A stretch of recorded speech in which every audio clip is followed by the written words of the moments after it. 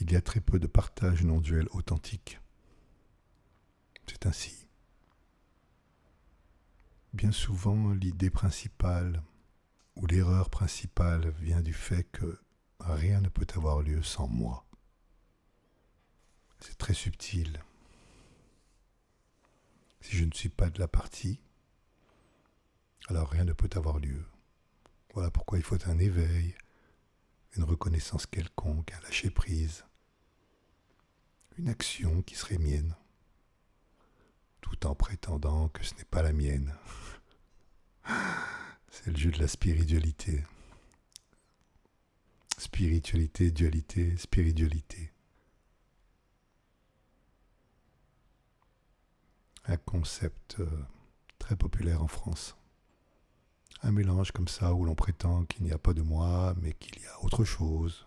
Alors, c'est étonnant quand même. Comment peut-on passer au travers de ça? Je veux dire, c'est fou, non? Il n'y a pas quelqu'un, mais je sais qu'il y a autre chose. Une conscience, une source, une présence. Ça ne tient pas debout, non? Là encore, ça n'est pas du sarcasme. Tout est présent ici même. Et tout est ouvert, il n'y a même pas à regarder, d'accord? C'est ouvert déjà.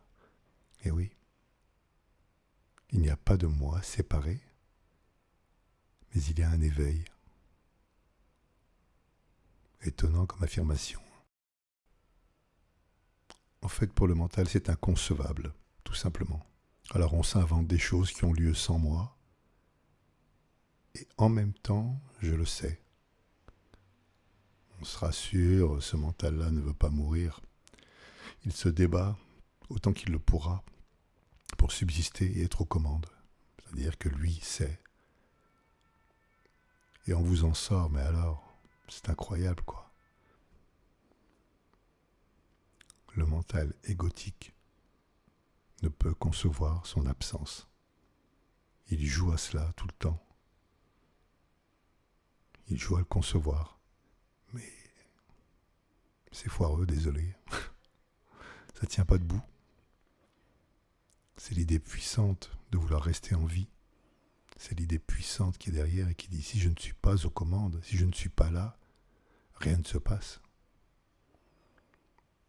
Et donc tout a lieu pour lui. C'est ainsi. Et donc on entend, il n'y a pas de moi, mais il y a une conscience. Tout en mettant de côté le connaissant de cette conscience. Il ne peut pas y avoir d'éveil s'il n'y a pas d'éveillé. Il ne peut pas y avoir de conscience s'il n'y a pas un témoin, un expérimentateur. Donc ça, c'est toujours le même mental égotique qui est aux manœuvres, qui se sent en charge, persuadé de ne pas être et en même temps de savoir, de voir.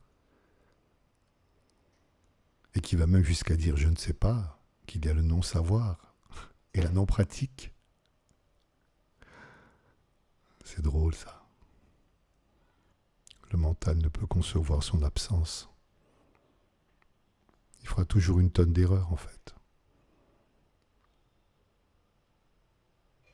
Et comme en général, on est peu habitué à entendre ces mots, donc évidemment on passe à côté. Un enseignant spirituel nous raconte son baratin et puis voilà, on ne peut pas le décortiquer comme ça tout de suite, il faut prendre un peu de temps parfois. Mais si on y fait attention, ça ne tient pas debout une seconde. C'est le même concept qui est aux commandes. Toujours le même.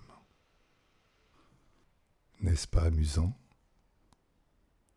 que pour qu'il y ait le non-savoir, il faut le savoir. Savoir qu'il y a le non-savoir. La non-pratique, c'est une pratique. L'ego est trop fort, attention. Trop fort. On ne peut pas échapper à ça. C'est pour ça qu'en fait, l'affirmation « il n'existe pas de moi séparé » est très importante. Il faut y revenir sans cesse. C'est le seul moyen d'avoir un discours cohérent. Que cela soit factuel, Non pas que des mots, non pas que répéter Nisargadatta ou Ramana, non. Bêtement, il n'y a que des apparitions et ça n'est pas un moi. Et pour ce qui est du brouhaha mental, ce ne sont que des histoires. L'histoire de moi. Les histoires ont lieu. Elles sont vides en même temps, mais elles ont lieu. Mais elles sont vides.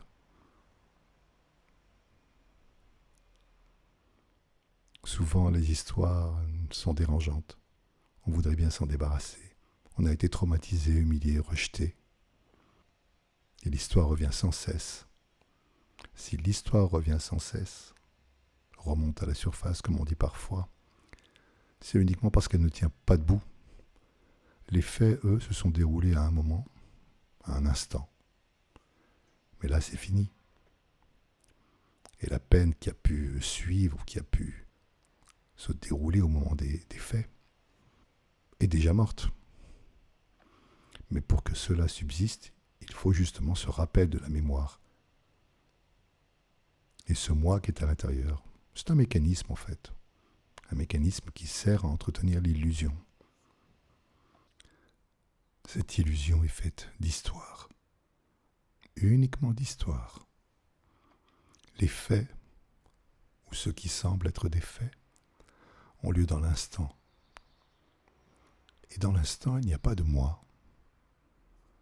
Il n'y a pas de je suis en train de manger, je suis en train d'écrire, je suis en train de respirer, et ainsi de suite. Ce n'est qu'après les faits qu'il y a l'histoire de moi, qui a fait ceci, qui a fait cela, qui a raison, qui a tort, qui est en colère, qui a honte et qui se sent coupable, et ainsi de suite. Il y a l'histoire donc après les faits, celle du passé, et puis il y a l'histoire au futur.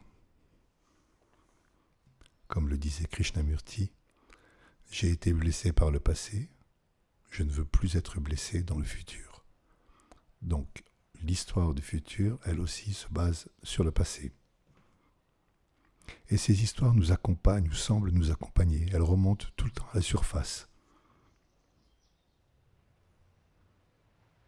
Le moi est fictif.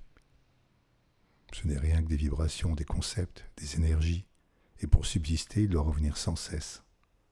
C'est pour cette raison que toutes les pensées remontent sans cesse, que les histoires sont racontées encore et encore.